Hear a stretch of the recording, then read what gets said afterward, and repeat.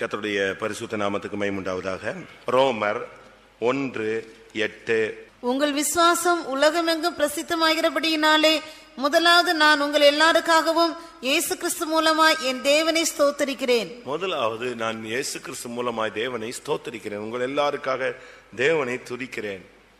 எந்த பிரச்சனைனாலும் எந்த சூழ்நிலைனாலும் தேவனை ஸ்துதிச்சுக்கிட்டு, இப்ப நான் பிரசங்கம் பண்ணும்போது கூட நீங்க என்ன செய்யலாம், கேட்டுக்கிட்டே உங்களுக்குள்ள எது பண்ணிக்கிட்டே இருக்கலாம், ஸ்தோத்திரம் பண்ணிக்கிட்டே இருக்கலாம். என்கிட்ட சிலர் சில ப்ராப்ளம் சொல்லுவாங்க. எனக்கு அது தலைகால் ஒண்ணுமே புரியாது என்ன சொல்லிக்கிட்டு இருக்கான்னு. அது கொஞ்சம் நேரம் கழிச்சாதான் புரியும். அதனால நான் புரியறதுக்கு முன்னால நான் என்ன செய்ய ஆரம்பிச்சிருவேன், உள்ளுக்குள்ளேயே அவங்க சொல்லிக்கிட்டே இருப்பாங்க, நான் உள்ள ஸ்தோத்திரம் பண்ணிட்டே இருப்பேன். இதுக்கு என்ன டெசிஷன், என்ன பதில், என்ன ஆலோசனை கர்த்தர் கொடுக்குறீங்க, கரெக்டான ஒரு பதிலை நீங்க கொடுங்க. ஸ்தோத்திரம் பண்ணிக்கிட்டே இருக்கிறது. நீங்க பிரசங்கம் கேட்கும் போது கூட ஒரு ஸ்தோத்திரம் பண்ணிக்கிட்டே இருந்தீங்கன்னா அது உங்களுக்குள்ள ஆளுகை செய்ய ஆரம்பிச்சிடும். இங்கே சொல்றாரு, முதலாவது நான் உங்கள் எல்லாருக்காகவும் இயேசு கிறிஸ்து மூலமா என் தேவனை ஸ்தோத்தரிக்கிறேன். உங்க முதலாவது காலையில் எந்திரிச்ச உடனே கொஞ்ச நேரம் ஸ்தோத்திரம் பண்ணு, நல்லா ஸ்தோத்திரம் பண்ணு. ஒரு பிரச்சனைனா முதலாவது நல்ல ஸ்தோத்திரம் பண்ணு, நல்லா துதிங்க, அது போதும். ஸ்தோத்திரத்தினால கிருபை என்ன செய்யும், பெருக ஆரம்பிச்சிடும். இருக்கிற ப்ராப்ளம் அப்படி டம்மி ஆயிடும். நீ ஸ்தோத்திரம் எவ்வளவு பண்றியோ அவ்வளவு நீ ஜெயிக்கிற. ஸ்தோத்திரம் எவ்வளவு பண்றியோ அவ்வளவு நீ முன்னேறி கொண்டே இருக்கிறாய். ஏன்னா நம்முடைய ஆயுதங்கள் நம்முடைய போராயுதங்கள் மாம்சத்துக்குரியவைகள் அல்ல. நம்முடைய போராயுதங்கள் அறங்களை நிர்மூலமாக்கத்தக்க தேவ பலமுள்ளவைகள். அதனால ஒருத்தர் பாட்டு பண்ணார், ஸ்தோத்திரம் என்னும் குண்டு மாறி பொழிவோம் அப்படின்னு. அந்த பாட்டு நீங்க கேள்விப்பட்டிருக்கீங்களா? ஏஜே பெஞ்சமின் அவர்கள் பாடும்போது சொல்றாரு, ஸ்தோத்திரங்கிற ஒரு குண்டு மாறி பொழிவோம். அதுவாடு ஸ்தோத்திரங்கிறது ஒரு குண்டு மாதிரி, பாம்பு போட்ட மாதிரி போட்டுட்டே இருக்கணும். ஸ்துதிச்சுக்கிட்டே இருக்கும்போது சத்ருவின் எரிகோ கோட்டை என்ன செஞ்சது, விழுந்தது. அதனாலதான் ஒரு சில வீடுகளுக்கு நான் போயிருக்கேன். ஒரு வீட்டுக்கு நான் போனேன், ஒரே புளிய முத்தா வச்சிருந்தாங்க. நான் நினைச்சேன், என்ன இது இவ்வளவு வருஷம் விசுவாசி புளிய முத்துல வச்சுக்கிட்டு இருக்கான், இது ஏதோ வாடி ஆடிட்டு விளையாடுறான் போல் இருக்கு. கடைசியில் பார்த்தா அதுல எத்தனை இருக்கு, 3000 இருக்கு. 3000 புளியங்கொட்டை வச்சிருக்காங்க. இந்த ஜெபமாலை மாதிரி இது என்ன செய்யறது, சோத்திரம் சோத்திரம் சோத்திரம். ஒரு ட்ரிப் வெளியே வந்துருச்சுன்னா 3000, உள்ள போயிட்டுனா அடுத்த 3000. இன்னொரு வீட்டுக்கு போனேன், ஒரு அட்டை, காலண்டர் அட்டை, 1 2 3 எழுதியிருக்கு, சோத்திரம் சோத்திரம் சோத்திரம் சோத்திரம். அவங்களுக்கு அவங்க எப்படியாவது என்ன செய்யணும், கத்தரை துதிச்சிடணும். ஒரு இடத்துக்கு போனா counting machine tick tick tick tick டிக்னு அடிச்சுக்கிட்டே இருக்கான், தோத்திரம் தோத்திரம் தோத்திரம். ஒரு பாஸ்டரோட நான் வண்டியில போனேன். நான் பின்னால உட்காந்தேன், என்ன கார்ல ஒரு சவுண்ட் வந்துகிட்டே இருக்கு, ஒண்ணுமே எனக்கு புரியல. டிக் டிக் டிக், ஒரு பிரஸிங் சவுண்ட் மட்டும். என்னடா இது, இந்த வண்டியில ஏதோ ஃபால்ட் இருக்குமா, இல்ல வாட்ச் எங்க ஓடுதுன்னு. கடைசியில பார்த்தா அந்த பாஸ்டர் ஏதோ வச்சிருக்காரு கையில. அதாவது கர்த்தரை துதிக்கிறதுல ஏதோ ஒரு மெத்தட்ல அவங்க என்ன செய்றாங்க, அந்த மைண்ட கான்சென்ட்ரேஷன்ல கொண்டு வரணும்னு, ஒரு மனதுக்குள்ள கொண்டு வரணும்னு அவங்க என்ன செய்றாங்க, ஏதாவது ஒரு விதத்துல. நம்ம எவ்வளவு கர்த்தரை துதிக்கிறோம் சொல்லுங்க. ஃபெய்த்தம்ல ஒரு பாட்டியம்மா இருந்துச்சு, ரொம்ப ஒல்லியா இருக்கும், ஃபெய்த்தம்ல தான் இருக்கும். அதை பார்த்தேன், அது ஒரு 10-20 சீனிக்கல்ல எழுதி வச்சிருந்துச்சு. இது எதுக்கு இப்படி பண்ணுன்னு பார்த்தா அதுவும் எதுதான் பண்ணிட்டு இருக்கு, எதுக்குதான், துதிக்கிறதுக்கு ஒரு கவுண்டிங் வச்சுக்கிறாங்க. இத்தனை ட்ரிப்பு தோத்திரம் பண்ணிட்டா இவ்வளவு. நம்ம எவ்வளவு பண்றோமா, ஏதாவது பிரச்சனைனா உட்காந்து அழ தெரியுது, ஏதாவது பிரச்சனைனா உட்காந்து என்ன செய்யணும், துதிக்கணும். ஏதாவது போராட்டம்னா ஒரு ஓரத்தில் நின்று கத்தரை சுதிச்சுக்கிட்டே இருக்கணும். பாஸ்டர் லூக்கா அவருடைய இதை கேட்டீங்கன்னா, கோயம்புத்தூருக்கு அவர் டிரான்ஸ்ஃபர் ஆகி போகும்போது ஒரு லேண்ட்ல பயங்கர பிரச்சனை. என்ன பண்ணணும்னு தெரியல, கோடிக்கணக்கான பிரச்சனை, பணம். அதை கொடுத்தாலும் அந்த இடத்துல பிரச்சனை, எடுக்கவும் முடியல, அந்த இடத்த காலி பண்ணவும் முடியல, விற்கவும் முடியல, ஒரு நெருக்கமான ஒரு சூழ்நிலை. அப்ப அவர் சொன்னாரா, நான் ஒரு 5000 தோத்திரம் பண்ணிடுறேன் சுவாமி, இந்த பிரச்சனையை நெஞ்சிருங்க, சால்வ் பண்ணி தந்துருங்க. 5000 தோத்திரம் பண்ணாரு, சால்வ் ஆயிடுச்சு. உடனே அவருக்கு ஆச்சரியமா போச்சு, என்னடா 5000 தோத்திரம் பண்ணதுல 3 கோடி ரூபாய் பிரச்சனை நெஞ்சிருச்சே, பட்டன் சால்வ் ஆயிடுச்சா. ஒரு பெரிய ஆச்சரியம். சம்பந்தமே இல்லாம ஒரு ஆள் மெட்ராஸ்ல இருந்து ஒரு ஃப்ரெண்டு மூலமா கேள்விப்பட்டு, இப்படி ஒரு இடம் இருக்குன்னு உடனே, சரி நான் ஃபர்ஸ்ட் அமௌண்ட்டை 1 கோடி கொடுக்குறேன், அந்த பிரச்சனையை சால்வ் பண்ண சொல்லுங்க, அந்த இடத்த வாங்கி ஏதாவது பண்ணுங்க. உடனே இவங்களும் அதை வாங்கி என்ன செஞ்சுட்டாங்க, கொடுத்துட்டாங்க. பார்ட்டி பார்த்தா, அவனுக்கு பார்த்த உடனே அந்த இடம் அவனுக்கு அவ்வளவு செட் ஆகல. இப்ப போட்ட ரூபாய் எடுக்கணும், திருப்பி என்ன பிரச்சனை, இன்னும் 1 கோடி கொடுத்தாதான் பிரச்சனையை சால்வ் ஆகும். உடனே போய் திருப்பி அனுப்பிச்சாங்க, 1 கோடி அனுப்பி 2 கோடி அனுப்பி இந்த பிரச்சனையை சால்வ் பண்ணி எப்போ விற்கிறீங்களோ கொடுங்கட்டான். ஒரு நெருக்கமான சூழ்நிலையில் இருக்கும்போது வெளியே வந்துட்டாங்க. அது அவருக்கு தாங்கவே முடியாம என்னடா 5000 ஸ்தோத்திரத்துக்கு இந்த மாதிரி ஒரு பெரிய எஃபெக்ட் ஆயிடுச்சுன்னு சொல்லி மொத்த கோயம்புத்தூர் சென்டர்லையும் அவ்வளவு வரையும் 4000 வரையும் கூட்டி வச்சு ஸ்தோத்திரம் பண்ண வச்சுட்டாரு. அவ்வளவு வரையும் போட்டு எல்லாரும் சேர்ந்து ஸ்தோத்திரம் பண்ணுங்க, கர்த்தர் இந்த காரியத்தை முடிச்சு கொடுத்தாரு. நம்ம செய்வோமா? நமக்கு காரியம் ஆகிற வரைக்கும் காலை இறுக்கி பிடிச்சிக்கிட்டு இருப்போம். காரியம் முடிஞ்ச உடனே தேங்க்ஸ், பிரைஸ் லார்ட், பாய், அவ்வளவுதான், போயிட்டே இருப்பான். காரியம் ஆகிற வரைக்கும் பாத்தீங்கன்னா சாப்பிட மாட்டான், குளிக்க மாட்டான், மூஞ்சி மாறிடும், அப்படியே உட்காந்து தோத்திரம் தோத்திரம் தோத்திரம் தோத்திரம் தோத்திரம். அப்ப செங்கடலும் பிளந்துரும், யோர்தானும் பிளந்துரும். ஆனா முடிஞ்ச பிறகு இவன் எங்க வரமாட்டான், கர்த்தரை துதிக்கிற விஷயத்துல ரொம்ப கம்மி. பைபிள்ல அவர் சொல்றாரு, நான் உங்கள் எல்லாருக்காகவும் முதலாவது தேவனை என்ன செய்கிறேன், ஸ்தோத்திரிக்கிறேன். நீங்க துதிச்சு பாருங்க.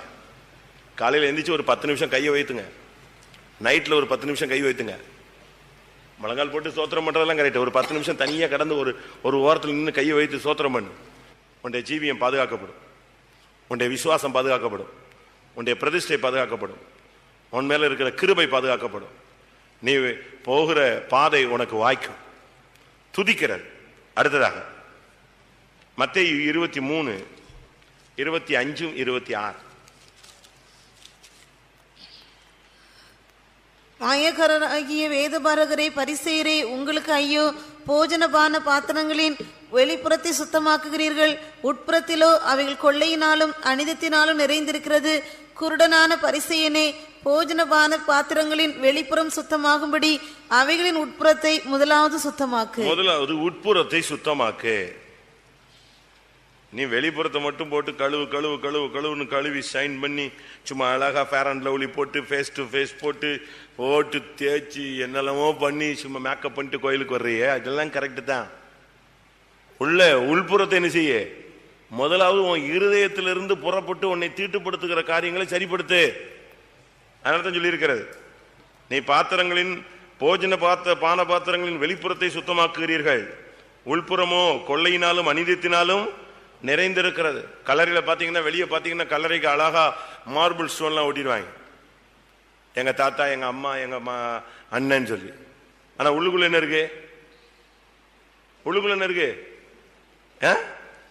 எலும்புகளினாலும் கல்லறைகளுக்கு அவைகள் புறம்பே அலங்காரமாய் காணப்படும், உள்ளேயோ மரித்தவர்களின் எலும்புகளும் அசுத்தத்தினாலும் நிறைந்திருக்கும். அதே அடுத்த வசனம் 27ஆம் வசனத்துல அது இருக்கு. அப்ப நீங்க என்ன விளங்கி கொள்றீங்க, வெளியே பாத்தீங்கன்னா பயங்கரமா இருக்கும்.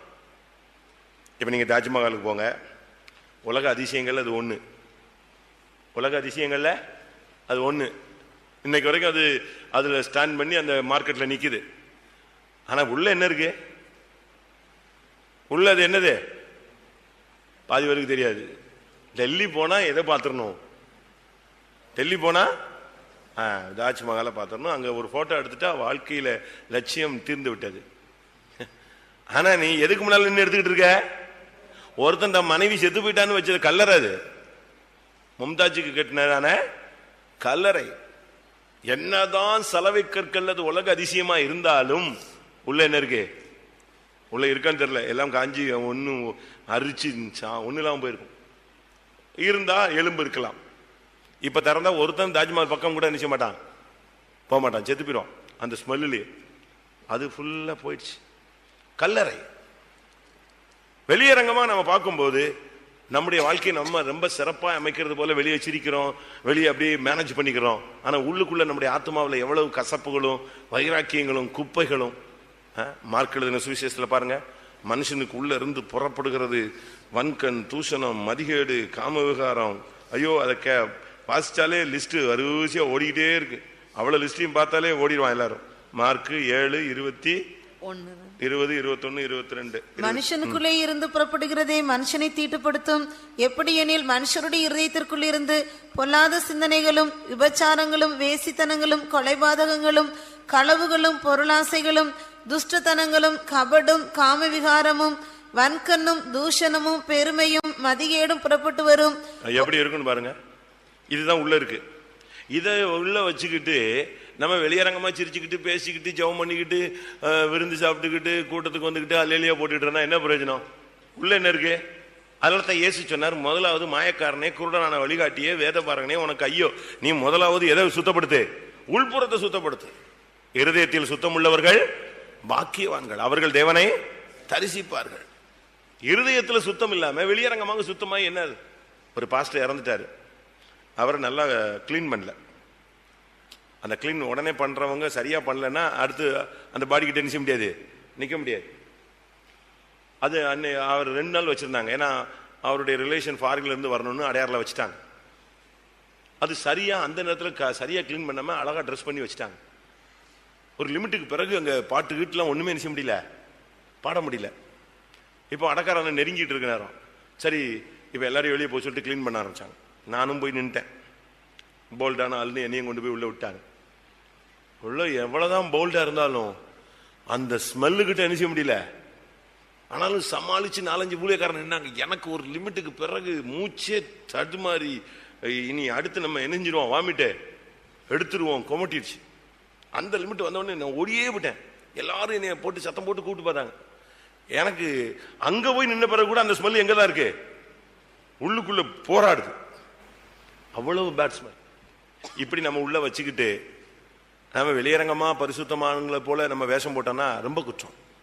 அதனாலதான் மாயக்காரராகிய வேதவாரகரே, பரிசேயரே, உங்களுக்கு ஐயோ, குருடரான வழிகாட்டிகளே உங்களுக்கு ஐயோ. முதலாவது பாத்திரத்தில் எதை சரிப்படுத்து? உட்புறத்தை சுத்தமாக்கு. ராஜகுமாரத்தி உள்ளாக பூரண மகிமை உள்ள. உள்ளதான் முக்கியம். வாசிங்க சங்கீதம் 45:13. ராஜகுமாரத்தி உள்ளாக பூரண மகிமை உள்ளவள். ராஜகுமாரத்தி உள்ளாக பூரணம், உள்ளுக்குள்ள ஒரு பூரண மகிமை உள்ளவள். என்ன செய்யணும்? நாளுக்கு நாள் பலப்படணும். எங்க இருக்கு? உள்ளான மனுஷனில். எபேசியரா? வாசிங்க. உள்ளான மனுஷன். எபேசியர்ல ஞானஸ்நானத்தை பத்தி வரும்பொழுது அந்த வார்த்தை இருக்கும்.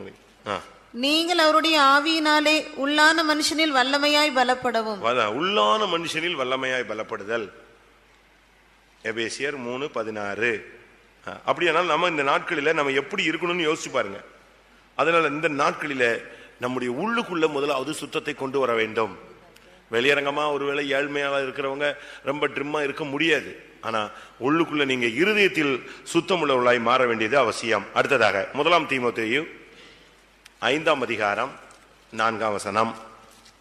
விதவையானவளுக்கு பிள்ளைகளாவது பேரன் பேத்திகளாவது இருந்தால் இவர்கள் முதலாவது தங்கள் சொந்த குடும்பத்தை தெய்வ பக்தியாய் விசாரித்து பெற்றார் செய்த நன்மைகளுக்கு பதில் நன்மைகளை செய்ய கற்றுக்கொள்ள கடவர்கள். அது நன்மையும் தேவனுக்கு முன்பாக பிரியவுமாய் இருக்கிறது. குடும்பத்தில் உள்ள பெண்கள், விதவையோ பெண்களோ பேரன் பேத்தியோ வசதியானவங்களோ வயசானவங்களோ சின்னவங்களோ யாரா இருந்தாலும் முதலாவது தங்களுடைய சொந்த குடும்பத்தை நல்ல தேவ பக்திக்கு ஏதுவாய் விசாரிக்கணும். பெற்றார் செய்த நன்மைகளுக்கு பதில் நன்மை செய்ய கற்றுக் கொடுக்கணும். பெற்றவங்களை மதிக்க சொல்லிக் கொடுக்கணும். ஃபர்ஸ்ட் நீங்க பெரியவங்களை மதிக்காம நீங்க கடவுளை மதிக்கிறேன்னு சொல்லி என்ன பிரயோஜனமோ இல்லை. ஒரு தாய் தகப்பனை மதிக்காம நான் ஊழியத்துக்கு போறேன், நாங்க ஊழியம் செய்யறோம்னா தாய் தகப்பனை மதிக்க வேண்டிய நேரத்தில் மதிக்காம அவங்கள நம்ம விட்டுட்டு வந்துடுறோம் ஊழியத்துக்காக, அது வேற. ஆனா ஊழியத்துல வீட்டுல இருக்கும்போது தாய் தகப்பனை மதிக்காம இருந்துட்டு ஊழியத்துக்கு என்ன பிரயோஜனம் சொல்லுங்க? பெரியவங்களை மதிக்காம ஊழியம் என்ன செய்ய முடியும்? இப்ப நம்முடைய பிள்ளைகளுக்கு நம்ம பெரியவங்களை மதிக்கிறதுக்கு நம்ம கத்துக் கொடுக்கறதே இல்லை. அப்படி கத்துக் கொடுக்குறீங்களா? யாராவது வந்தா விஷ் பண்றதுக்கு, யாராவது வந்தா எழுமி நின்று மரியாதை செலுத்துறதுக்கு, பெரியவங்க முன்னால உட்காரக்கூடாதுன்னு சொல்றதுக்கு, அப்படிலாம் யாராவது சொல்லி கொடுக்குறோமா? இப்பெல்லாம் அந்த கலாச்சாரம் போயிடுச்சு. அந்த தமிழர் பண்பாடுங்கிறது சுத்தமா போயிடுச்சு. தமிழர் பண்பாடு நீங்க நல்லா படிச்சு பார்த்தீங்கன்னா பைபிள்ல எல்லாமே இருக்கும், அப்படியே இருக்கும், டிட்டோ இருக்கும். அந்த மரியாதைலாம் இப்ப சுத்தமா கிடையாது. ஒரு வயசுக்கு ஏற்ற மரியாதை, தகுதிக்கு ஏற்ற மரியாதை, ஒரு ஸ்தானத்துக்கு ஏற்ற மரியாதை, அப்படிலாம் நம்ம என்ன செய்யறது இல்லை, கொடுக்கறதே இல்லவே இல்லை. நீங்க ஆனா ஃபாரினர்ஸ், வெள்ளைக்காரனை நீங்க பாருங்க, அந்த காலத்துல அவங்க ஏற்படுத்தி வச்ச மரியாதை இன்னைக்கு என்ன செய்யுது கவர்மெண்ட் இதுல அப்படி இருக்கு. ஒரு பெரிய ஐஜி வராருன்னா ஒரு சாதாரண போலீஸ்காரன் குட் மார்னிங் சார் அப்படின்னு சொல்றதுக்கு என்ன இருக்கு? சொல்லாம சொல்லக்கூடாதா? சொல்லலாம்ல. ஆனா அப்படி சொல்ல மாட்டான். நீங்க அதுக்கு பாத்தீங்கன்னா அதுக்கு அவன் செலுத்துக்கிற மரியாதை ரொம்ப ஹானர் பண்ணுவாங்க. அதுக்குன்னு ஒவ்வொரு ஸ்டாண்டர்டுக்கும் ஒவ்வொரு மதிப்பு மரியாதை இருக்கு. நம்ம அப்படிலாம் இப்ப என்ன செய்யறது இல்லை, ஒன்னும் சொல்லிக் கொடுக்கறது இல்லை. அதனாலதான் நம்ம பேரண்ட்ஸை பிள்ளைங்க பிற்காலத்துல மதிக்கிறது இல்லை. யாரு இப்ப அம்மா அப்பாவை நீங்க வாங்கன்னு பேசுறாங்க? சொல்லுங்க. அது கிடக்குது. அது என்னது? கட்டையா மட்டையா? உங்க அம்மா கூப்பிடுறாங்க, அது கிடக்குது அப்படிமா. அப்படின்னு என்னது? அதே ஒரு குப்பை கிடக்குது, தொட்டிக்குள்ள கிடக்குதுன்னு மாதிரி போயிடுவோம். இப்ப ரொம்ப செல்லம். அதனால என்னது? நீ வா. இப்படிலாம் பழகி பழகி பழகிதான் யாரையும் மதிக்கிறது இல்லை. ரொம்ப அருமையா மதிக்கணும். அங்க சொல்லி இருக்கிறது, உன் சொந்த குடும்பத்தை எப்படி விசாரிக்கணும்? தேவபக்திக்கு எதுவாய் விசாரித்து பெற்றார் செய்த நன்மைக்கு பதில் நன்மை செய்ய அவர்கள் கற்றுக்கொள்ள கடவர்கள். பெற்றவங்க என்ன உனக்கு நன்மை செஞ்சு உன்னைய பாதுகாத்து பெற்று வளர்த்து உனக்கு என்னென்ன விதமான வசதிகளை செஞ்சு கொடுத்தாங்களோ அதற்கு பதில் நன்மை செய்ய நீ அவனுக்கு என்ன செய்ய? கற்றுக்கொடு. முதலாவது அதை செஞ்சுட்டு கொடு. முதல் படி கீழ்ப்படிதல். அது இல்லாத வேற என்ன படியும் போயும் பிரயோஜனம் கிடையாது. அதனாலதான் பழைய குருத்துவத்திலையுமே அந்த மதிப்பு மரியாதை என்ன செஞ்சாங்க சொல்லுவது. அந்த ராஜகுமாரன் வந்து குருகுலத்தில் படிச்சா கூட அவனுக்கு என்ன இருக்கும்? அதே தான். இப்ப நீங்க ஃபாரின்ல நீங்க பாத்தீங்கன்னா பிரிட்டிஷ் மகாராணியுடைய பேரன்லாம் எதுல இருக்கான்? மிலிட்டரியில இருக்கான். ஏன்னா அந்த மரியாதையை கத்துக்கிறதுக்கு அவன் எங்க போகணும்? அங்க போகணும். நம்ம சபையில என்ன மரியாதை செஞ்சு சொல்லி கொடுக்குறோம்? யாரு வந்தாலும் இவன் பாட்டுக்கு பல்ல கடிட்டு சிரிச்சுக்கிட்டு விளையாண்டுக்கிட்டு போயிட்டே இருப்பான். செத்து போன வீட்டில் போய் உட்காந்து ஜோக்கடிச்சிட்டு இருக்கான். அப்படித்தானே போயிட்டு இருக்கு. நாம வந்து முதலாவது நல்லா கற்றுக் கொடுக்கணும். சில ஸ்கூல்ல எல்லாம் நீங்க போனீங்கன்னா ரொம்ப மரியாதை, அவங்க ஸ்கூல்ல வந்து கேரக்டரை கற்றுக் கொடுக்குறாங்க. நம்ம அப்படி கற்றுக் கொடுக்குறோமா? முதலாவது தன் சொந்த குடும்பத்தை சரியாய் தேவபக்திக்கு எதுவாய் விசாரித்து பெற்றார் செய்த நன்மைக்கு பிள்ளைகள் பதில் நன்மை செய்ய கற்றுக் கொடுங்கள். அப்பதான் உங்க பிள்ளைங்க உங்களை கடைசி வரைக்கும் நல்லா பராமரிப்பாங்க. தாய் தகப்பன் அந்த மதிப்பு மரியாதை அப்படியே இருக்கும். அந்த தாய் தகப்பனுக்கு சரியான மரியாதையும் மதிப்பும் கொடுக்கும் போது அதே வயசுக்கு ஒத்த எல்லாருக்கும் அதே மதிப்பு என்ன செய்வான்? கொடுப்பான். எங்க அம்மா மாதிரி, எங்க அப்பா மாதிரி, எங்க அண்ணன் மாதிரி, எங்க வயசுல இப்படி அப்படி அந்த மதிப்பு கிடைக்கும். இல்லைன்னு சொன்னா எல்லாரும் நீ வா போச்சு போன்னு தள்ளிட்டு போயிடுவான். மரியாதையை கற்றுக் கொடுங்க. முதலாவது உங்களுடைய பிள்ளைகளுக்கு நீங்க அதை கற்றுக் கொடுங்க. உங்க குடும்பத்தை, சொந்த குடும்பத்தை தேவபக்திக்கு எதுவாய் விசாரிங்க. அப்படின்னா என்ன அர்த்தம்? காலையில எழுந்துச்சு ஜெபம் நடந்துச்சா? பைபிள் படிச்சியா? இன்னைக்கு உபவாச நாள், இன்னைக்கு உபவாசம் எடுத்தியா? இன்னைக்கு தேவசமூகத்துக்கு போக வேண்டிய நேரத்துக்கு நீ போனியா? நைட்டு ஜெபிச்சியா? இன்னைக்கு நீ தேவசமூகத்தில் எவ்வளவு நேரம் காத்திருந்த? இதுதான் தேவபக்திக்கு எதுவான விசாரித்தல். இதைத்தான் பைபிள் சொல்லுது. முதலாவது அந்த பெண்களுக்கு அதை சொல்லிக் கொடுங்க. நீங்க எப்படி சொல்லிக் கொடுக்குறீங்களோ அதுதான். தொட்டில் பழக்கம் தான் எது வரைக்கும் வரும்? சுடுகாடு வரைக்கும். சின்ன வயசுலயே நீங்க பிள்ளைகளுக்கு அழகா தெய்வீகத்தை கற்றுக் கொடுக்கணும். இது என்னன்னா, புருஷன் கற்றுக் கொடுத்தா மனைவி வந்து அதெல்லாம் வேண்டான்ட்டுருவா. மனைவி கற்றுக் கொடுத்தா புருஷன் வந்து அதெல்லாம் என்னத்துக்கு இதெல்லாம் சொல்லிக் கொடுக்க வேண்டியதில்லை. அதுதான் இன்னைக்கு அநேக குடும்பங்களில் உள்ள வீழ்ச்சி. முதல்ல மரியாதை கற்றுக் கொடுக்கல, பாசம்னா என்னன்னு கற்றுக் கொடுக்கல, அன்புன்னா என்னன்னு கற்றுக் கொடுக்கல, கீழ்ப்பிடிதல்னா என்னன்னு கற்றுக் கொடுக்கல, மரியாதைங்கிறது என்னன்னே கற்றுக் கொடுக்கல. அவங்களுக்கு வந்து தான் பிள்ளை வந்து தன்னை மரியாதை இல்லாம பேசினா கூட அது அது அவங்களுக்கு ஒரு சந்தோஷம். அது சின்ன குழந்தைகள்லாம் இப்படி பேசுவோம். அறிவு இல்லாம என்ன செய்யும்? நான் சொல்லியிருப்பேன் உங்களுக்கு. பெத்தேல் ஃபெல்லோஷிப்ல நம்ம விசுவாசி ஒருத்தர் ஒர்க் பண்ணாரு. அவருக்கு ஒரு குழந்தை பிறந்துச்சு. இப்ப பையன் பெரிய பையன் ஆயிட்டான்னு வச்சுக்கோங்களேன். அப்போ அவன் வந்து இவர் கிளாஸ் எடுத்துக்கிட்டு இருப்பாரு, அவனும் வந்து அங்க உட்காந்துருப்பான். இவர் கம்பு வச்சிருப்பாரு, அவனும் என்ன செஞ்சுவான்? அவன் குட்டி பையன் ஒரு குச்சி எடுத்துட்டு உட்காந்துருப்பான். இவர் அந்த பசங்களெல்லாம் அடிச்சு, முட்டாள் படிப்பறிவு இல்லாத பசங்க, அந்த கிராமத்து பசங்களை அடிச்சு மடையன் அப்படின்னு சொன்னோடனே இவனு அதை என்ன செய்வான்? அதே இதை சொல்லி சொல்லி காட்டிட்டு இருப்பான். திரும்ப எதுக்கோ அவர் ஒரு நாள் வீட்டில் அடிச்சு விட்டாரு. யார? இந்த பையன் அடிச்சு விட்டாரு. இவன் மடையான்டான். யார? ஏன்னா இவர் சொல்லி கொடுத்ததானே இவன் உட்காந்து கேட்டுட்டு இருந்திருக்கான். மடையான்டான். அது இவருக்கு சரியான டென்ஷன் ஆகி என்னைய வந்து இந்த வயசுலயே அவனுக்கு கொழுப்புன்னு சொல்லிட்டு போட்டு வெளுத்துட்டார். அழுதுகிட்டு இருக்கும்போது நான் போனேன். அப்பதான் இப்படி இப்படி ஆச்சு, அதான் அடிச்சிருக்கேன். நான் சொன்னேன், அன்னைக்கு சின்ன வயசுல உன்னை மடையான்னு சொன்னதெல்லாம் நீ ஏத்துக்கிட்ட, மற்றவங்களை சொல்லும் போதெல்லாம் நீ ஏத்துக்கிட்ட. இப்ப அவன் என்ன சொல்றான்? உடனே சொல்றான். நீங்க வந்து எப்படி கத்துக் கொடுக்குறீங்க உங்க பிள்ளைகளுக்கு? நம்ம என்ன செய்யறோம் தெரியுமா? இந்த புருஷ மனைவி செய்யற தப்பு சொல்லிடுறேன். வயசான தாய் தகப்பன் இருப்பாங்க, அவங்க கூப்பிடுவாங்க தம்பின்னு. நீ ஒன்றும் போக வேண்டாம், இங்க வா. அந்த வயசானவங்களுக்கு இவங்க இந்த பிள்ளைகளை அனுப்பி என்ன செய்ய மாட்டாங்க? ஹெல்ப் பண்ண அனுமதிக்க மாட்டாங்க. அவன் திருப்பி என்ன செய்வான்? இதே தான் யாருக்கு செய்வான்? உனக்கு செய்வான். இதான் உனக்கு நடக்கும் பிற்காலத்துல. அதுக்கெல்லாம் நீங்க கதையெல்லாம் கேட்டிருப்பீங்க, எவ்வளவோ சம்பவங்கள் இருக்கு. அப்பாவுக்கு ஒரு தகப்பன் பிள்ளை என்ன செஞ்சான், ஒரு அலுமினிய பிளேட்டும் டம்ளரும் செஞ்சு வாங்கி வச்சு அதுலதான் அப்பாவுக்கு சாப்பாடு கொடுப்பாரு. இதை பார்த்துக்கிட்டே இருந்தா ஒரு நாள் எது காணும், அலுமினிய பிளேட்டும் டம்ளரும் காணும். ஆனா அப்பா இருக்காரு, சாப்பாடு போடணும். மனைவி, ஏங்க உங்க அப்பாவுக்கு சாப்பாடு போடுறதுக்கு பிளேட் எடுத்துவாங்க அப்படிங்கிறா. இங்க பிளேட் எடுக்கிறதுக்கு இவர் போறாரு, இவருக்கு எது கிடைக்கல, பிளேட்டு கிடைக்கல. அங்கேயும் இங்கேயும் ஓடிட்டு இருக்கான். உங்க அப்பாவுக்கு சில்வர் பிளேட்ல எல்லாம் போட முடியாது. யாரு? மனைவி. அப்ப கடைசியில தேடி தேடி கடைசியில பையன் வந்து கேட்டாங்க, ஏடா தாத்தாவுடைய பிளேட்டு பாத்தியான்னு. ஆமா பார்த்தேன். எங்க வச்சிருக்கேன்? அங்க எடுத்து வச்சிருக்கேன். எதுக்கு எடுத்து வச்சிருக்கேன்? உங்களுக்கு கடைசி காலத்துக்கு கொடுக்கணும்ல. அப்படிதான் வரும். நீ முற்பகல் செய்யின் பிற்பகல் நடக்கும். அது உனக்கு வினைதான். நீ செஞ்ச வினையே அறுப்பாய். இதான் நடக்கும். நம்முடைய வீட்டில் இதுதான் நடக்க போகுது. ஒரு வீட்டில் ஒரு பையன் அப்பாவை அடிச்சுட்டான். அடிச்சு கேட்டு கொண்டு வந்துட்டான், போயா வெளியே, நீ இனிமேல் இந்த வீட்டிலேயே இருக்கக்கூடாது, உன்னால குடும்பமே எனக்கு கெட்டு போயிடுச்சு. வாசல் வரைக்கும் இழுத்துட்டு வந்துட்டானா. இழுத்துட்டு வந்த உடனே அவர் சொன்னாராம், தம்பி தம்பி நிறுத்தினாராம். என்னன்னா, நான் எங்க அப்பாவை இது வரைக்கும் தான் கொண்டு வந்தேன், நீ என்ன வெளியவே கழிச்சு அழிவா போட்டிருக்கேன். அப்ப இவர் ஏற்கனவே நெஞ்சிருக்காரு. இவரு அவங்க அந்த காலத்துல இவங்க அப்பாவை அடிச்சு கேட் வரைக்கும் கொண்டு வந்திருக்காரு. இப்ப பையன் அதை விட தாண்டி எங்க கொண்டு போறான், ப்ரமோஷன்ல வெளியே. அதான் நடக்க போகுது.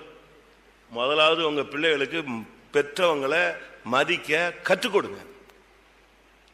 மரியாதை வார்த்தை, மரியாதையான வார்த்தை, சுத்தமான பாஷை பேசணும்னு பைபிள்ல இருக்கு. செப்பனியா 3:9 சொல்லுது, அவர்களை எனக்கு ஆராதனை செய்ய கொண்டு வந்து அவங்களுடைய பாஷையை முதல்ல எப்படி மாத்துவேன், சுத்தமான பாஷையா மாத்துவேன்.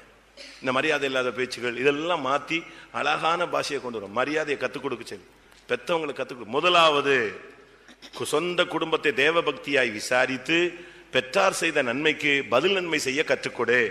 அடுத்ததாக லூக்கா 10:5. ஒரு வீட்டில் பிரவேசிக்கிற போது இந்த வீட்டுக்கு சமாதானம் உண்டாவதாக வென்று முதலாவது சொல்லுங்கள். முதலாவது ஒரு வீட்டுக்குள்ள போனீங்கன்னா நீங்க அந்த வீட்டை வாழ்த்தணும். தூதன் மரியாளுடைய வீட்டுக்கு வந்த போது என்ன செஞ்சாங்க? வந்த உடனே வாழ்த்து செய்தி தான், கிருபை பெற்றவளே வாழ்க. அதே மாதிரி இஸ்ரவேல்ல அப்படி ஒரு பழக்கம் இருந்துச்சு. நீங்க ரூத்தின் புஸ்தகம் படிச்சு பாத்தீங்கன்னா, போவாஸ் உள்ள வருவாரு நிலத்துக்கு, அவங்க எல்லாம் கதிர் அறுத்துக்கிட்டு இருப்பாங்க. வந்த உடனே என்ன சொல்லுவாரு? வந்த உடனே என்ன நடக்கும்? அந்த வந்துட்டாயா அப்படின்னு சொல்லுவாங்க. அவன் உள்ள வந்தான்னா அவன் சொல்ற வார்த்தை என்ன? 4 ரூத் 2:4. அப்பொழுது போவாஸ் பெத்லகேமில் இருந்து வந்து அறுக்கிறவர்களை பார்த்து கர்த்தர் உங்களோடு இருப்பாராக என்றான். அதற்கு அவர்கள் கர்த்தர் உம்மை ஆசீர்வதிப்பாராக என்றார்கள்.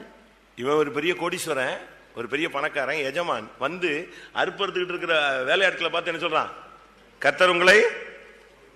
கர்த்தர் உங்களோடு இருப்பாராக. உடனே இவங்க என்ன சொல்றாங்க? கர்த்தர் உம்மை ஆசீர்வதிப்பாராக. எந்த அளவு அவங்களுக்குள்ள ஒரு மரியாதையான ஒரு வாழ்த்து செய்தி வச்சிருக்காங்க. பார்த்த உடனே ஸ்தோத்திரம் பண்ணணும், ஒருத்தர் வசனம் சொல்லி வாழ்த்தணும். முஸ்லீம் பாருங்க, பார்த்த உடனே என்ன சொல்றான்? எவ்வளவு அருமையா அவங்க பேசுறாங்க. நமக்கு இப்படி சொல்ல முடியுதா? அந்த சிஸ்டர் அங்க வருதுன்னா இவன் இப்படி ஓடிடுறான், அப்படி ஓடிடுறான். ஏன்னா பார்த்தா என்ன செய்யணுமா? பார்த்தா ஸ்தோத்திரம் பண்ணணும். ஏன் ராபோஜனம் எடுக்கல? ராபோஜனம் எடுத்தா பக்கத்தில் உள்ளவங்களை முத்தம் கொடுக்க சொல்லலாம். இந்த ஆள் முத்தம் கொடுத்துட்டானா அதனால ராபோஜனமே எடுக்காம ஓடு. எப்படி பரலோகத்தில்? எப்படி பரலோகத்தில் ஒவ்வொரு தெருவா வச்சுக்கிட்டு சண்டை போட்டவனுக்கு ஒவ்வொரு தெரு, 3 பேர்ட்ட சண்டை போட்டவனுக்கு அடுத்த தெரு, இப்படியா? அப்படிலாம் ஒண்ணும் கிடையாது. நீ இந்த நேரத்திலேயே செய்ய வேண்டியது, முதலாவது ஒரு வீட்டில் பிரவேசித்தால் அந்த வீட்டை என்ன செய்யுங்கள்? ஆசீர்வதியுங்கள். சமாதானத்துக்குரிய வார்த்தைகளை சொல்லுங்கள்.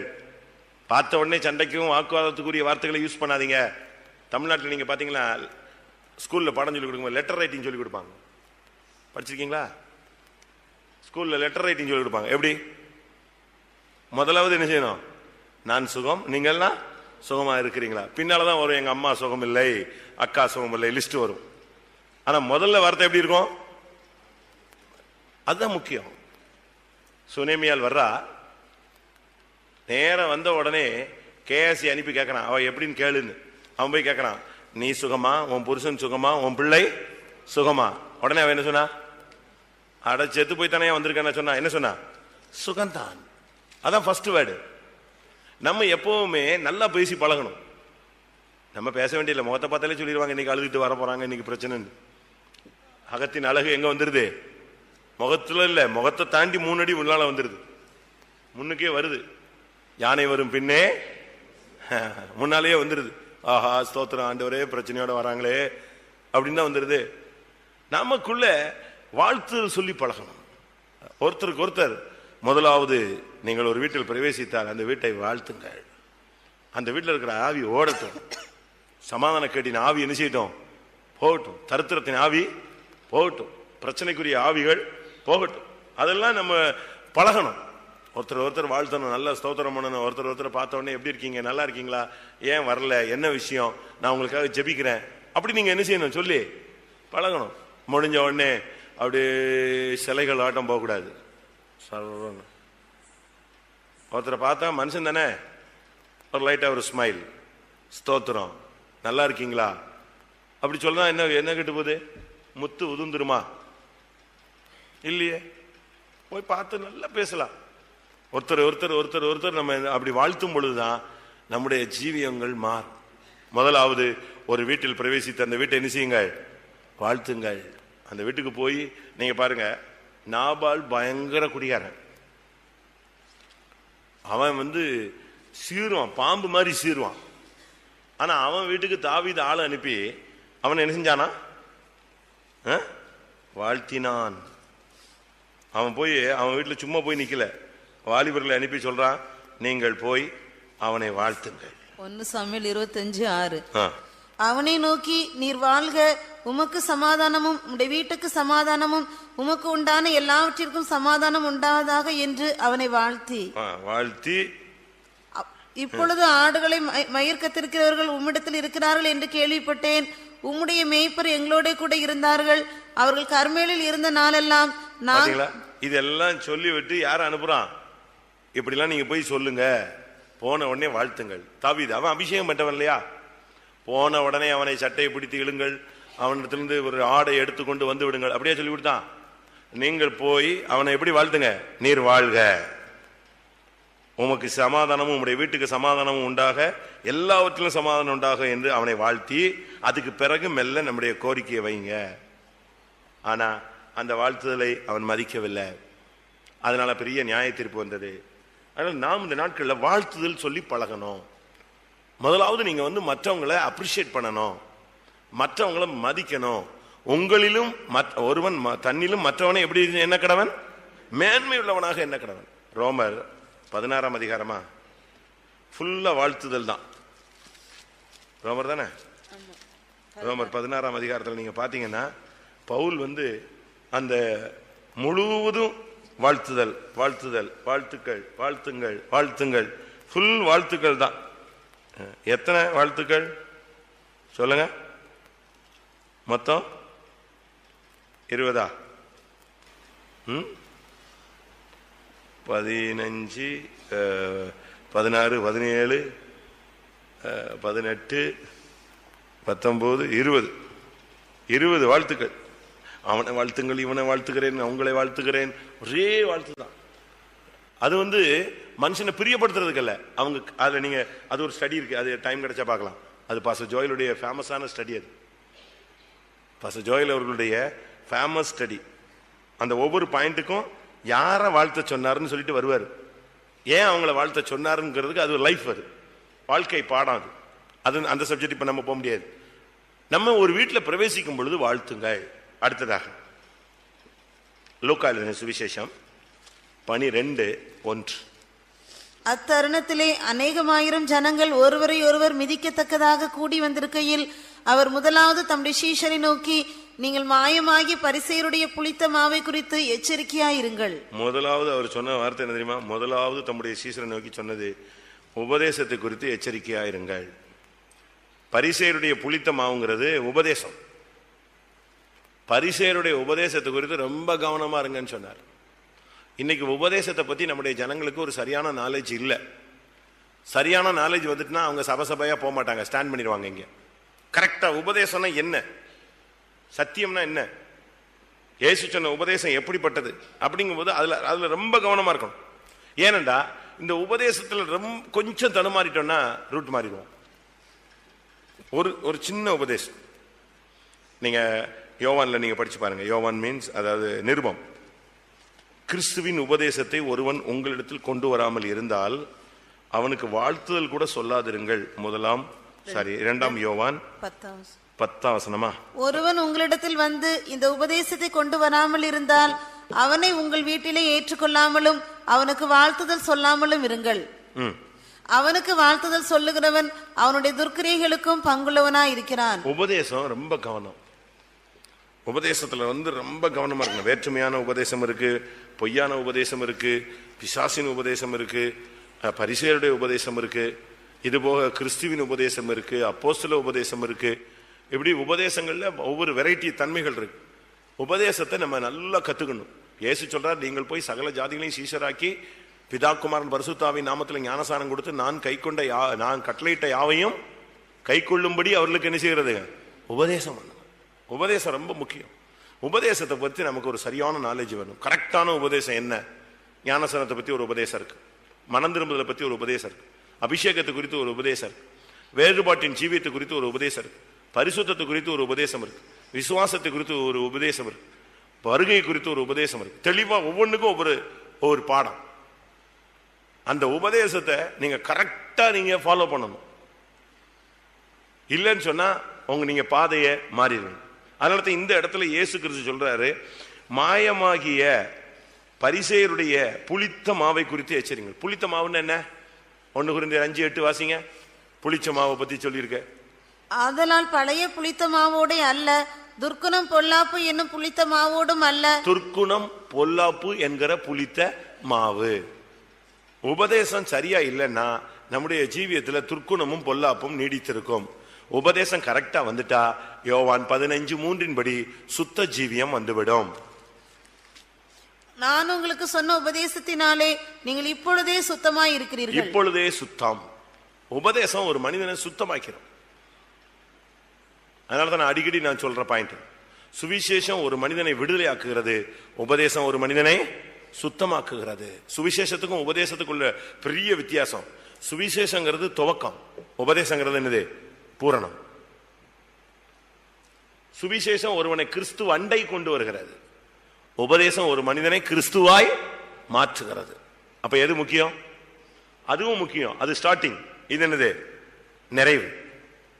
ஆனா அதே நேரத்தில் சுவிசேஷத்துல நின்னுட்டீங்கன்னா கிறிஸ்துவா மாற மாட்டீங்க. உபதேசத்துக்குள்ள வந்தீங்கன்னா கிறிஸ்துவாய் மாறிடுவீங்க. நம்முடைய வாழ்க்கையில இந்த உபதேசத்தை குறித்து இந்த வருஷத்துல முதலாவது ரொம்ப கவனமா இருக்கணும். யாராவது ஒருத்தன் உபதேசம் பண்றான்னா அது என்ன உபதேசம் கேட்டுப்பார். வசனம் கரெக்டா? உபதேசம் கரெக்டா? சத்தியம் கரெக்டா? பைபிள் என்ன சொல்லுது? விசுவாச பிரமாணம் என்ன சொல்லுது? இதெல்லாம் வச்சு நீங்க கிளியர் பண்ணணும். அதுல விசுவாசத்துக்கு மாறா எது இருந்துச்சுன்னா அந்த உபதேசம் என்னது? தப்பு. எத்தனை சொல்லியிருக்கேன்? 8. 2 கொரிந்தியர் 8:5 மேலும் நாங்கள் நினைத்தபடி மாத்திரம் கொடாமல் தேவனுடைய சித்தத்தினாலே முன்பு தங்களை தாமே கர்த்தருக்கும் பின்பு எங்களுக்கும் ஒப்பு கொடுத்தார்கள். முன்பு அப்படிங்கிறது இங்கிலீஷ்ல ஃபர்ஸ்ட். முதலாவது கர்த்தருக்கு தங்களை ஒப்பு கொடுத்தார்கள், இரண்டாவது ஊழியர்களுக்கு தங்களை அர்ப்பணித்தார்கள். கர்த்தருக்கு ஒப்பு கொடுத்தல்னு ஒரு பகுதி இருக்கு. ஒப்பு கொடுக்கிற மனுஷனை வச்சுதான் கர்த்தர் எதையாவது ஒண்ணு செய்ய முடியும். என்னையும் உங்களை வச்சு ஒண்ணுமே செய்ய முடியாது. ஆனா நானோ நீங்களோ கர்த்தருக்குன்னு ஒப்பு கொடுத்துட்டோம்னா நம்ம வச்சு எதுனாலும் செய்யலாம். அந்த மாடு நுகத்துக்கு உட்பட்டாதான் அந்த மாடை வச்சு அவன் என்ன செய்ய முடியும்? ஒன்னு போரடிக்க முடியும், இல்லாவிட்டா பயணப்பட முடியும். அப்படித்தானே? அந்த மாடு நுகத்துக்கு உட்பட மாட்டேன்னுச்சுன்னா அதை வச்சு என்ன செய்ய முடியாது, ஒண்ணுமே பண்ணவே முடியாது. அதுபோல கர்த்தருக்கு ஒப்பு கொடுத்தல். ஒப்பு கொடுக்கிற மனுஷன் தான் சிலுவையை சுமப்பான். இயேசு கிறிஸ்து தன்னை பிதாவினுடைய சித்தத்துக்கு ஒப்பு கொடுத்தார், அவர் சிலுவையை சுமந்தார். அதுபோல நம்ம ஒப்பு கொடுத்தாதான். ரோமர் 12:1 என்ன சொல்லுகிறது? ரோமர் 12:1 அப்படி இருக்க சகோதரரே, நீங்கள் உங்கள் சரீரங்களை பரிசுத்தமும் தேவனுக்கு பிரியமான ஜீவ பலியாக ஒப்பு கொடுக்க வேண்டும் என்று தேவனுடைய இரக்கங்களை முன்னிட்டு உங்களை வேண்டிக் கொள்கிறேன். பரிசுத்தமும் ஜீவ பலியுமாக தேவனுக்கு நீங்கள் ஒப்பு கொடுக்க வேண்டும் என்று தேவனுடைய இரக்கங்களை முன்னிட்டு வேண்டிக் கொள்கிறேன். ஒப்பு கொடுத்தல் தான் வேணும். ஒரு மனைவி தன்னுடைய குடும்ப வாழ்க்கையில தன்னை சரியாக ஒப்பு கொடுக்கலன்னா அந்த குடும்ப வாழ்க்கை தடுமாறிட்டே கிடக்கும். ஒரு பிள்ளை பெற்றோருக்கு ஒப்பு கொடுத்து ஜீவிக்கலைன்னா அந்த குடும்பத்தில் அவன் குழப்பவாதியாவே இருப்பான். ஒரு விசுவாசி சத்தியத்துக்கு ஒப்பு கொடுத்து இந்த ஊழியத்தில் கீழ்ப்படிஞ்சு போலன்னா அந்த ஊழியம் செய்யவே முடியாது. இல்லாவிட்டா அந்த விசுவாசி நிற்க முடியாது. ஒரு ஊழியக்காரன் தன்னுடைய நடத்திப்புக்கு ஒப்பு கொடுக்காட்டா ஒண்ணுமே பண்ணவே முடியாது. நான் திரும்பவும் சொல்றேன், ஒப்பு கொடுக்காத மனுஷன் சிலுவை சுமக்க மாட்டான். நுகத்துக்கு உட்படாத ஒரு மனிதனாகத்தான் இருப்பான். அதனாலதான் நான் என்ன சொல்றேன்னா, அதனாலதான் முதலாவது நீங்கள் கர்த்தருக்கு உங்களை ஒப்பு கொடுங்க, பின்பு எங்களுக்கு ஒப்பு கொடுங்கள், ஊழியர்களுக்கு. ஃபர்ஸ்ட் நீங்க கர்த்தருக்கு ஒப்பு கொடுத்து பழகணும். ஆண்டவரே, மரியாள்கிட்ட வந்து ஆவியான ஒரு தூதன் வந்து பேசுறான். உடனே மரியாள் என்ன சொன்னா, கடைசியா தன்னுடைய டவுட் எல்லாம் கிளியர் பண்ண முடிச்ச உடனே என்ன சொன்னது, ஆண்டவருக்கு நான் அடிமை. ஒப்பு கொடுத்துடணும். அதுக்கு பிறகு பாருங்க, அந்த ஒப்பு கொடுக்கறவங்க நம்ம மரியாதை இன்னைக்கு ஒரு கூட்டம் கோடிக்கணக்கான ஜனங்கள் தெய்வமா கும்பிட்டுறாங்க. இன்னொரு பகுதியில மரியாதை பத்தி ஆயிரக்கணக்கான பேர் பிரசங்கம் பண்ணிட்டு இருக்காங்க. ஆனா அந்த ஒப்பு கொடுக்கும் பொழுது அவ பட்ட நிந்தைகள் இருக்க, பெரிய ஸ்தானம் தான். இயேசுவை பெத்தெடுத்த தாய்ங்கிற ஒரு பெரிய ஸ்தானம் கிடைச்சிருச்சு. மகிமையில கூட அவங்களுக்கு நல்ல இடம் இருக்குன்னு வச்சுக்கோங்க. ஆனா அந்த ஒப்பு கொடுத்தலுக்காக அவங்க சகிச்ச நிந்தை இருக்க எந்த மனுஷனும் சகிக்க முடியாது. இப்ப நம்மளை வந்து ஒருத்தன் சும்மா இல்லாத ஒண்ணு சொல்லிட்டாலே நமக்கு தூக்கம் வராது, தூங்க மாட்டோம், அழுதுகிட்டே கிடப்போம். அப்படித்தானே? அவன் வந்து இயேசுவ அந்த இடத்துல அவமானத்தை சகிச்சு அவங்க நெஞ்சாங்க, அந்த பிள்ளைய பெத்தாங்க. முடியுமா? எவ்வளவு ஒரு அவமானம். ஒரு அது அந்த அந்த நிந்தை அவங்களுக்கு எத்தனையோ வருஷமா நீங்கவே இல்லை. ஒரு பட்டயம் உன் இருதயத்தை ஊடுருவி போகும். அந்த நிந்தை இருதயத்தை பிளந்ததுன்னு ஒரு சங்கீதக்காரன் சொல்றான். அவ்வளவு பெரிய நிந்தைய அப்படியே சுமந்தாங்க இயேசுவின் நிமித்தம்.